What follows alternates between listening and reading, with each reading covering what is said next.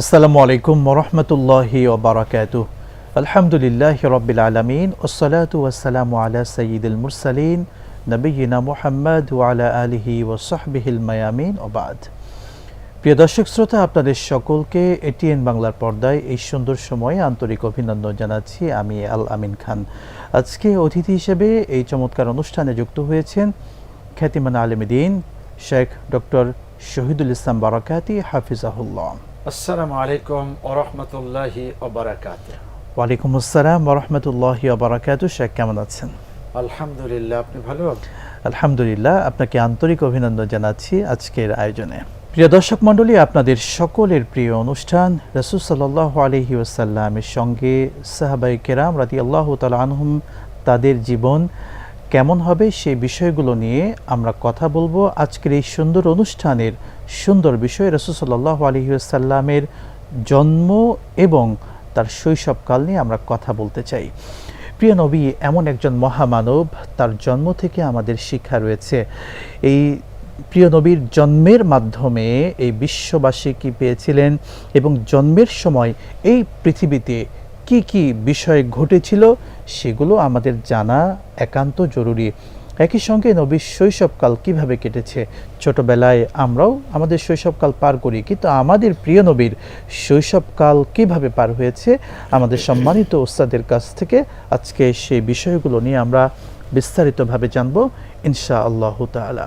প্রথম যে বিষয়টি আমরা জানতে চাই, জন্ম। রাসূল যখন জন্মগ্রহণ করেছেন, এই পৃথিবীতে ধরণীতে আগমন করেছেন, এরপরে এই ধরনীর এই পৃথিবীর কি অবস্থান হয়েছিল সেটি দর্শকদেরকে একটু তুলে ধরবেন। শুকরান, জাযাকুমুল্লাহ। ইন্নাল হামদালিল্লাহি কুল্লাহ ওয়াসসালাতু ওয়াসসালামু আলা রাসূলিল্লাহ আল্লাযী লা নাবিয়্যা বাদা ওয়া আলা আলিহি ওয়া সাহবিহি আম্মা বাদ। কথা আছে, যে পাখি উড়াল দিবে সে পাখি বাসায় আওয়াজ করে। যে নবী, যে মানুষটি বিশ্বশ্রেষ্ঠ মানুষ, বিশ্বশ্রেষ্ঠ নবী, বিশ্বশ্রেষ্ঠ রাসূল, বিশ্বশ্রেষ্ঠ সকল দিক থেকে, সে মানুষটির আগমনেও কিছুটা খবর হবে। আসলেই খবর হয়ে গেল। রাসূল সাল্লাল্লাহু আলাইহি ওয়াসাল্লাম আগমন করছেন, এটা কেউ জানে না। তিনি নবী হবেন, এটাও কেউ জানে না। তিনি রাসূল হবেন, এটা তো 40 বছর বয়সে হয়েছেন। কিন্তু যেদিন তার জন্ম হলো সেদিন পৃথিবীতে কতগুলো ঘটনা ঘটল। এক নাম্বার হলো, পারস্যের রাজধানীর রাজমুকুটে যে সিংহাসন ছিল, এটায় 14টি মিনার ছিল, গম্বুজ ছিল। এই 14টি গম্বুজ অটো সিস্টেমে ভেঙ্গে চুরমার হয়ে জমিনে পড়ে গেল। এটা কেউ বুঝতে পারল না, ভূমিকম্প হলো না, কেউ কোনো আঘাত দিল না, বোমা হলো না, কোনোভাবেই ভেঙ্গে যাওয়ার কোনো কারণ নেই, কিন্তু বিনা কারণে ভেঙ্গে গেল। যেমন বলে যে বিনা মেঘে বজ্রপাত, সেরকমই একটা কিছু ঘটে গেল। মানুষ স্তম্ভিত হলো, কি হয়েছে, ব্যাপারটা কি, বুঝতে পারল না। একই দিনে একই সময়ে ইরান ইরাকের মাঝখানে সেওয়া নামক একটি উপত্যকা আছে।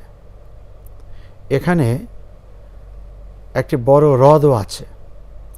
এই হ্রদে কোনো দিন পানি শুকিয়েছে পৃথিবীর কোনো মানুষ দেখেনি। যুগ যুগ ধরে, কাল কাল ধরে মানুষ দেখে এসছে এখানে পানি ঢেউ খেলছে।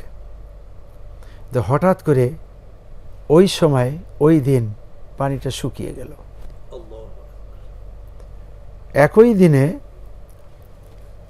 সেই সময়কার বাইজেন্টাইন রোম সাম্রাজ্য, এটা তো পৃথিবীতে খুব প্রভাবশালী প্রতিপত্তির অধিকারী ছিল, কিন্তু সেখানকার সিংহাসনের নিচের চৌকির পায়াগুলো ভেঙে চৌকিটা মাটির সাথে মিশে গেল।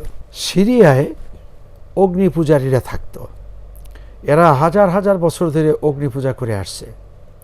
সেখানে একটি পূজা অর্চনা আছে, যে অর্চনায় সব সময় আগুন জ্বলতে থাকে। এই আগুন কোনো দিন নির্বাপিত হয়েছে কেউ কোনো দিন দেখেনি। তো ওই একই সময় এই আগুনটা অটো সিস্টেমে নিভে গেল। কেউ ফু দিল না, পানি বর্ষিত হলো না, আগুন নিভে গেল। একই সময় পূজা মন্দিরগুলিতে মূর্তিগুলো ধামধাম করে নিচের দিকে পড়ল, ভেঙে চুরমার হয়ে গেল। মা আমেনা তাকে পেটে ধারণ করেছিলেন।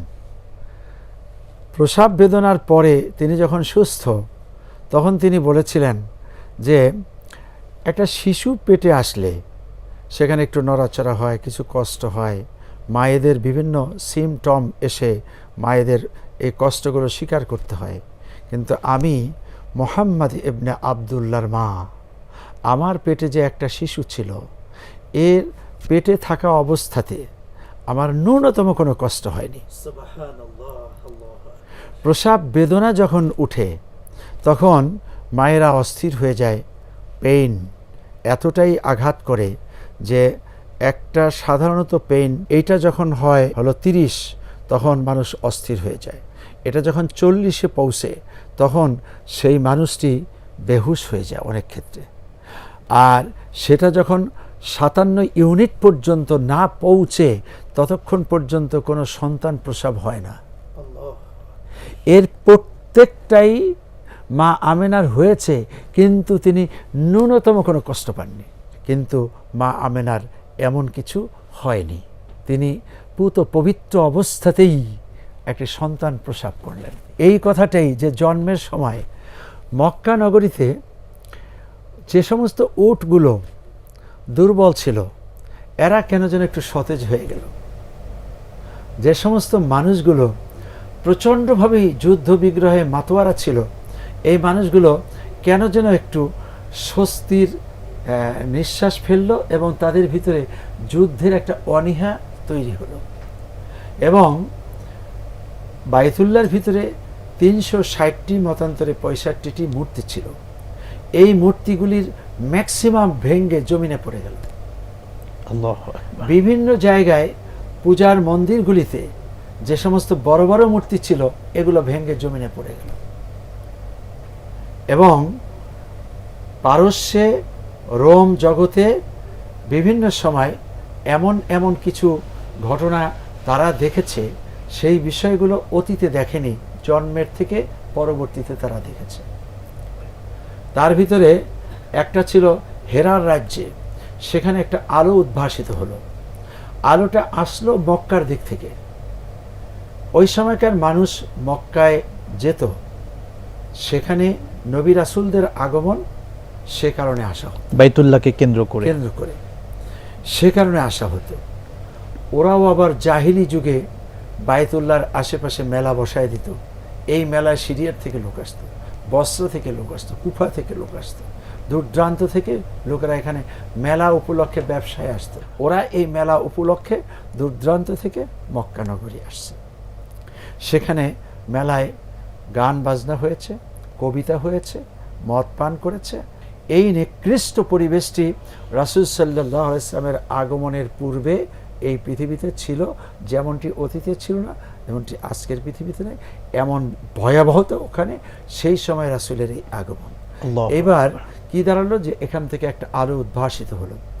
এই আলোটা যে হেরার রাজ্যে এবং সিরিয়ার রাজপ্রাসাদে যে আলোকিত হলো, মক্কা নগরীর অনেকেই তখন সিরিয়ার রাজপ্রাসাদও দেখেছে। ওই সময় সিরিয়া কেন্দ্রিক বড় কিছু ছিল, বাইজেন্টাইন কেন্দ্রিক ছিল, পারস্য কেন্দ্রিক ছিল, তাই আবার হেরা রাজ্য তারা দেখেছে। এই আলোতে এসব কিছু উদ্ভাসিত হলো যে পরবর্তীতে দেখা গেল আলহামদুলিল্লাহ, আলহামদুলিল্লাহ, মুহাম্মাদুর রাসূলুল্লাহ সাল্লাল্লাহু আলাইহি ওয়াসাল্লাম মাধ্যমে এগুলো একটা একটা একটা সব ইসলামের ছায়াতলে এসেছে। আল্লাহু আকবার। রাসূল, আবু বকর সিদ্দিক এবং পরবর্তীতে ওমর ইবনুল খাত্তাব রাদিয়াল্লাহু তাআলা আনহুর আমলেই রাসূল সাল্লাল্লাহু আলাইহি ওয়াসাল্লাম আসছেন, এটা কেউ জানে না। কিন্তু এই ঘটনাগুলো ঘটলো। তখন মোবাইল ছিল না, যোগাযোগের এই সুব্যবস্থা তখন ছিল না। এগুলো যে ঘটলো, এগুলো অ্যাট এ টাইমে সবাই জানাজানি হয়ে গেছে এরকম না। আস্তে আস্তে সেই সময়কার পদ্ধতিতে চিঠির মাধ্যমে এক জায়গা থেকে আর এক জায়গায় দূত খবর পৌঁছিয়ে দিত। এই খবরগুলো পৌঁছতে থাকলো। তখন গণকদের কাছে মানুষ যেতে শুরু করলো। কেন এগুলো হলো? হ্যাঁ, এই ঘটনাগুলো কেন? গণকেরা যাতে গণে বেশে বলে দেয়। জ্যোতিষীদের কাছে গেল। জি। মজুসী যারা অগ্নি পূজারক পুরাতন অভিজ্ঞ পাদ্রী বলা যেতে পারে। পাদ্রী হলো খ্রিস্টানদের পাদ্রীদের কাছে, মানে পুরাতন লোকদের কাছে, পণ্ডিতদের কাছে, দার্শনিকদের কাছে এবং এই গণকদের কাছে। বিশ্বে কি ঘটলো এমন যে কিসের জন্য এত বড় বড় ঘটনা একই সঙ্গে ঘটলো? মজার বিষয় হলো পাদ্রীরা, খ্রিস্টানেরা এবং পণ্ডিতেরা, দার্শনিকেরা, আবার গণকেরা, এরা সবাই একটা পজিটিভ খবর দিয়েছে যে এই পৃথিবীতে একজন মহামানব আসার কথা। আমরা বিভিন্ন ধর্মশাস্ত্র থেকে জেনেছি এবং ধর্মীয় ব্যক্তিরাও এই সুসংবাদ দিয়ে গিয়েছেন। মনে হচ্ছে সেই মহামানব চলে আসছে। সুবহানাল্লাহ, আল্লাহু আকবার। কোরআনের ভাষা হলো বুশরা আলাকুম, এটা তোমাদের জন্য সুসংবাদ। সুসংবাদ। আর সেই সুসংবাদটি গণকের মুখ থেকে, জ্যোতিষীদের মুখ থেকে এক একজনে এক একভাবে। গণকরা গণে বেছে এটা খুঁজে পায়নি যে আসলে পারস্যের 14টি গম্বুজ কেন ভেঙে গেল। এর কোনো কারণ গণকের কাছে থাকার কথা না, জ্যোতিষীদের কাছে থাকার কথা না। এজন্যই ওরা ব্যর্থ হয়ে শেষে ওই কথাটা বলতে বাধ্য হয়েছে যে নিঃসন্দেহে এই পৃথিবীতে একজন মহামানব আগমনের কথা হতে পারে, তার আগমনটা ঘটেছে। যেমন আজকে আমরা একটা কিছু হলেই বলি ইমাম মাহদী আলাইহিস সালাম চলে আসছেন, তার বয়স এত হয়েছে, এত হয়েছে, অমুক জায়গায় তিনি চলে আসছেন, ঈসা আলাইহিস সালাম আসার সময় হয়ে গিয়েছে। যদিও আসলে এগুলো অনেক দূরের ব্যাপার, কিন্তু লোকেরা বলা বলি করা শুরু করেছে। রাসূল কারীম সাল্লাল্লাহু আলাইহি ওয়াসাল্লামের আগমনেও ঠিক তদ্রূপভাবে বিশ্বজুড়ে কিন্তু একটা বলা বলি ছিল লোকদের মধ্যে যে একজন লোক আসবে। শেখ, আমরা সেই মহামানব নিয়ে আমরা শুনলাম তিনি যখন পৃথিবীতে এসেছেন এই ধরনই এই পৃথিবীর কি পরিবর্তন হয়েছিল, বিশ্ববাসী কি অবলোকন করেছিল। আপনি চমৎকার ভাষায়, সিরাতের ভাষায় আপনি বলছিলেন, আমরা সেটা নিয়ে দর্শকরা আশা করি উপকৃত হবেন। শেখ, মূল যে বিষয়টি আমরা একটু জানতে চাই, প্রিয় নবী আমাদের এলেন, যার উম্মত হতে পেরে আমরা ধন্য হয়েছি। সেই প্রিয় নবী পৃথিবীতে আসার পরে তার শৈশবকাল কিভাবে কাটিয়েছিলেন? আমরাও তো শৈশবকাল কাটাই, আমাদের সন্তানেরা, আমাদের ছোট যারা আছে, বা আমরা শৈশবকাল পার করে আসি। আমাদের শৈশবকাল আর আমাদের প্রিয় নবীর শৈশবকাল সত্যিকার অর্থে কেমন ছিল? সিরাত থেকে দর্শকদেরকে যদি সেটি শোনাতেন। রাসূল কারীম সাল্লাল্লাহু আলাইহি ওয়াসাল্লামের শৈশবকাল। ঘুমিয়ে আছে শিশুর পিতা সব শিশুরই অন্তরে, বিশ্বজনীন কিছু হবেন, সারা বিশ্বে যার মাধ্যমে পরিবর্তন ঘটবে। জন্মেই এত কিছু হলো, রাসূলের জন্ম। আল্লাহর হাবিব সাল্লাল্লাহু আলাইহি ওয়াসাল্লাম মা আমেনার ঘরে এসছেন। পিতা হারিয়েছেন তিনি মায়ের পেটে থাকতেই, অতএব পিতার চেহারা দেখার সৌভাগ্য আল্লাহর হাবিব সাল্লাল্লাহু আলাইহি ওয়াসাল্লামের হয়নি। মাকে দেখলেন, খবরটা চলে গেল প্রথম দাদার কাছে, আব্দুল মুত্তালিব। আব্দুল মুত্তালিবের অনেকগুলো ছেলে, এটা আমরা ইতিহাস পড়লে জানি তার 11টা ছেলে ছিল এবং তার কয়েকজন বিবিও ছিলেন।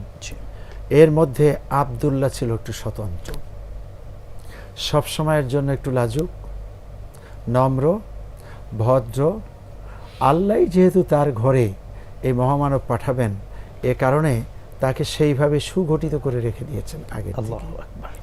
তার দ্বারা কোনো পূজা অর্চনা হয়েছে এ খবর পাওয়া যায় না।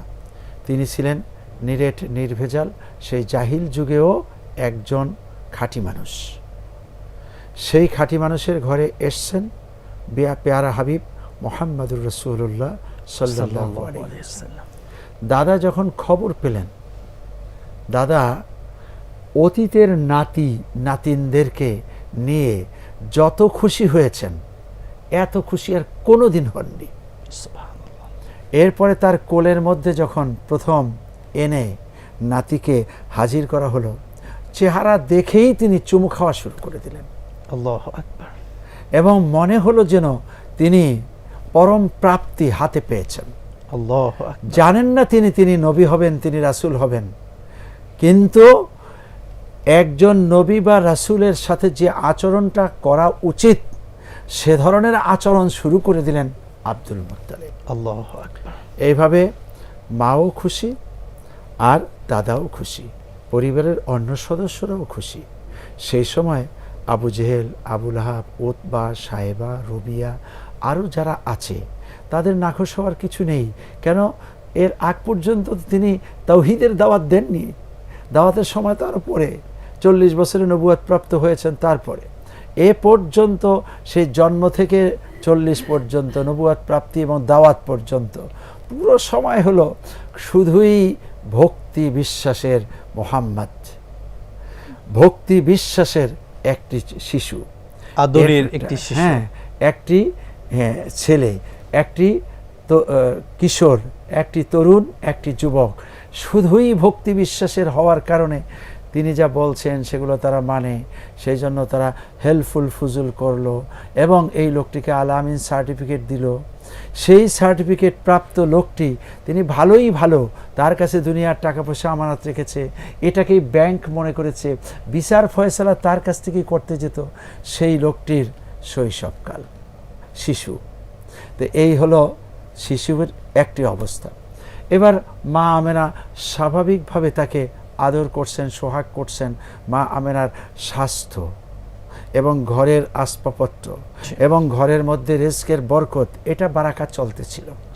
আমেনাও জানেন না যে কে এসছে তার ঘরে, শুধুই এতটুকু বুঝেন যে আমার শিশুটা ভালো, কেননা আগমনে আমি কোনো কষ্ট পাইনি, এতটুকু তিনি বুঝেন। দেখতে চেহারাটা নূরে চকমক করতেছে, আকাশের চাঁদ যেন, পূর্ণিমার চাঁদ যেন হার মানাচ্ছে। এই সব দিক থেকে ঠিক আছে, কিন্তু বুঝেন না কে এসছে। একটি পর্যায়ে আরবের প্রথা অনুযায়ী দিতে হবে তাকে কোনো ধাত্রীর কাছে দুধ পান করাবার জন্য। আসলো বিভিন্ন লোকেরা, কিন্তু কোথাও তার জন্য ওইরকম সুব্যবস্থা হলো না, যেহেতু আমিনার অত টাকা নেই, পয়সা নেই। ছেলেকে দুধ পান করাবার জন্য একটি মোটা অঙ্ক পাবেন আবার দিবেন, এর কোনোটাই তার না থাকার কারণে হচ্ছে না। এই সময় যেটা বিখ্যাত ঘটনা, যে শৈশবকালেই দুধ পান করাবার জন্য তিনি মা হালিমাতুস সাদিয়া রাদিয়াল্লাহু তাআলা আনহার কোলে গেলেন। এই যে কোলে যাওয়াটা, এইখানে আছে 3 থেকে 4টা বিষয়। 1 নাম্বার হলো হালিমার কি হলো, 2 নাম্বার হলো ওই যে শক্কে সদর অর্থাৎ সিনা স্যাক, 3 নাম্বার হলো অন্যান্য বাচ্চারা তার কাছ থেকে কি পেয়েছিলেন, পরবর্তীতে হালিমা এসে তাকে দিয়ে গেলেন। এই 3-4টা বিষয় হয়তো আজকের আলোচনায় বলতে পারবো কিনা জানি না, তবে একটা বলতে এতটুকু যে হালিমাতুস সাদিয়া অন্যান্য যারা এই বাচ্চা কালেকশনে এসছেন তাদের সাথে তিনিও এসছেন, কিন্তু তার উটটাও দুর্বল, তিনি নিজেও দুর্বল, কাফেলার সাথে চলা তার খুবই কষ্ট। সেই এলাকায় দুর্ভিক্ষ চলছিল। হ্যাঁ, দুর্ভিক্ষ চলছে, ওনার কাছে টাকা পয়সাও কম, সব কিছু মিলে সবার সাথে উনি চলতে পারেন না। তায়েফ, এখান থেকে তায়েফ 85 কিলোমিটার, তায়েফ থেকে আরও প্রায় 80 কিলোমিটার দূরে। এত দূর থেকে হেঁটে হেঁটে একটি উটের বাহনে একটা মা আসা, এটা 4টিখানি নয়, অনেক কষ্টের বিষয়। তারপরেও সেই সাদ গোত্র থেকে তিনি এসে তারপরে মক্কার অলিতে গলিতে খুঁজছেন। এর আগেও অনেক জায়গায় খুঁজছেন, কোথাও তার টাকা পয়সা মিল খায় না দেখে হয়নি। শেষ পর্যন্ত এখানে এসে ওনার সঙ্গীরা অনেকটা বিরক্ত, যে তুমি এখানে টাকা পয়সা মিলুক চাই না মিলুক, যা পাও তাই নিয়ে নাও। এই শিশুর মা তোমাকে তেমন কিছু দিতে পারুক চাই না পারুক, তুমি একটা অন্তত নাও, আমরা আর সহ্য হচ্ছে না। তোমার উট পিছনে পড়ে থাকে, তুমিও পিছনে পড়ে থাকো, তোমার জন্য আমাদের গতি অনেক সময় স্তব্ধ হয়ে যায়, আমাদেরকে থেমে যেতে হয়, ইত্যাদি বলে ঠলে তারা বিরক্ত। সর্বশেষ কি করবেন উনি? তখন চিন্তা করলেন, আচ্ছা যা পাই তাতেই আমি রাজি হয়ে যাই। তাতেই রাজি হয়ে গেলেন, অল্প কিছুতে রাজি হয়ে গেলেন এবং বিসমিল্লাহ আল্লাহু আকবার বলে মুহাম্মাদুর রাসূলুল্লাহ সাল্লাল্লাহু আলাইহি ওয়াসাল্লামকে কোলে নিলেন। কোলে নেওয়ার সাথে সাথে আলহামদুলিল্লাহ আলহামদুলিল্লাহ, মা হালিমাতুস সাদিয়ার গোটা শরীরের ভিতরে যেন একটি শক্তির জোয়ার সৃষ্টি হলো। আল্লাহু আকবার। তার স্তনে দুধ ছিল না, দুধ যেন চলে আসলো। যে উষ্ট্রি হাঁটতে পারে না, হাঁটা শুরু করেছে, এখন সবার সামনে চলে গেল। সুবহানাল্লাহ। এইভাবে চারিদিক থেকে বরকত শুরু হয়ে গেল। মুহাম্মদুর রাসূলুল্লাহ সাল্লাল্লাহু আলাইহি ওয়াসাল্লামের শৈশবের এটা হলো একটি বড় মুজিজা। নবীদেরকে আল্লাহ মুজিজা দিয়ে সমৃদ্ধ করেন। শেষ পর্যন্ত আনন্দে আনন্দে তিনি চলে গেলেন। এবার উষ্ট্রি ব্যাপক ঘাস খায়, ব্যাপক দুধ দেয়। রাসূল কারীম সাল্লাল্লাহু আলাইহি ওয়াসাল্লামের ওই জায়গাটার মধ্যে সবচাইতে অবাক করা যে বিষয়টি ছিল, মা হালিমাতুস সাদিয়া রাদিয়াল্লাহু তাআলা আনহার আর একটি পুত্র সন্তান ছিল। একটি স্তন মুহাম্মদ সাল্লাল্লাহু আলাইহি ওয়াসাল্লাম পান করেছেন, আর একটিতে কোনো দিন তিনি মুখ লাগাননি, টাচ করেননি। ভাইয়ের জন্য রেখে দিয়েছেন। কারণটা কি? কারণ হলো যে এই যে দেখুন, ইনসাফের নবী, হক কায়েমের নবী, তিনি শৈশবেই মায়ের স্তনের মধ্যে হক কায়েম করে দিলেন যে আমার আর একটি ভাই আছে, আল্লাহ। ওই ভাইয়ের হক আছে, অতএব ওনারটা ওনার, আমারটা আমার, ওনার হকের উপরে ন্যূনতম আমি হস্তক্ষেপ করব না। এটা, এবং তার ঘরের ভিতরে খাবার দাবারের কোনো অভাব নেই, সব কিছু মিলে আলহামদুলিল্লাহ সব দিক থেকে বারাকা চলে এসেছে। বারাকা চলে কেন এসেছে। আসবে না? কারণ এই মানুষটি সাধারণত কোনো মানুষ নয়। আসলে সাহাবায়ে কেরামের জীবন বলতে এখানে মা হালিমাতুস সাদিয়ার জীবনটা রাসূলের সাথে কেমন, মা আমেনার জীবনটা রাসূলের সাথে কেমন, আব্দুল মুত্তালিবের জীবনটা রাসূলের সাথে কেমন, এসব কিছু বুঝেই আমরা বুঝে নেব রাসূলের সান্নিধ্যে আসছেন যারা, ধন্য হয়েছেন তারা। এমনকি একটা উষ্ট্রি, সেও ধন্য হয়েছে। অতএব এরা সবাই সাহাবী, আক্ষরিক অর্থে যেরকম সেরকম না হলেও এরা সঙ্গী। এই সঙ্গীদের জীবনটা ধন্য হয়েছে রাসূলের টাচে আসার কারণে। আমরাও যদি রাসূলের সুন্নায় আসতে পারি, রাসূলের আদর্শ মানতে পারি, আমাদের জীবনটাও ধন্য হতে পারে। আল্লাহ পাকের পক্ষ থেকে নবী, শ্রেষ্ঠ রাসূল যিনি নিয়ে এসেছেন, শুধু মা হালিমাতুস সাদিয়া রাদিয়াল্লাহু তাআলা আনহা তার ঘরে বরকত নয়, তামাম বিশ্ববাসীর জন্য রহমত এবং বরকত। আল্লাহ তো এই জন্যই বলেছেন, ওমা আরসালনাকা ইল্লা রাহমাতাল লিল আলামিন, এই তামাম বিশ্ব জগতের জন্য তিনি হলেন রহমত। সেই প্রিয় নবী সাল্লাল্লাহু আলাইহি ওয়াসাল্লামের জীবনী থেকে আমরা এটিএন বাংলার পর্দায় এতক্ষণ শুনলাম। নবীর জীবনী থেকে আরও শুনবো ইনশাআল্লাহু তাআলা। আজকের মতো বিদায় নিচ্ছি। আপনাদের সকলের প্রিয় অনুষ্ঠান প্রিয় নবী সাল্লাল্লাহু আলাইহি ওয়াসাল্লামের সঙ্গে সাহাবায়ে কেরামদের আচরণ কেমন ছিল তা নিয়ে আমরা ইনশাআল্লাহ বিদায় নিচ্ছি। আল্লাহ সুবহানাহু ওয়া তাআলা চান্ত আবারও দেখা হবে। রব্বে করিম নবীর জীবনী থেকে আমাদেরকে শিক্ষা নিয়ে আমল করার তৌফিক দান করুন। আমিন। আসসালামু আলাইকুম ওয়া রাহমাতুল্লাহি ওয়া বারাকাতুহু।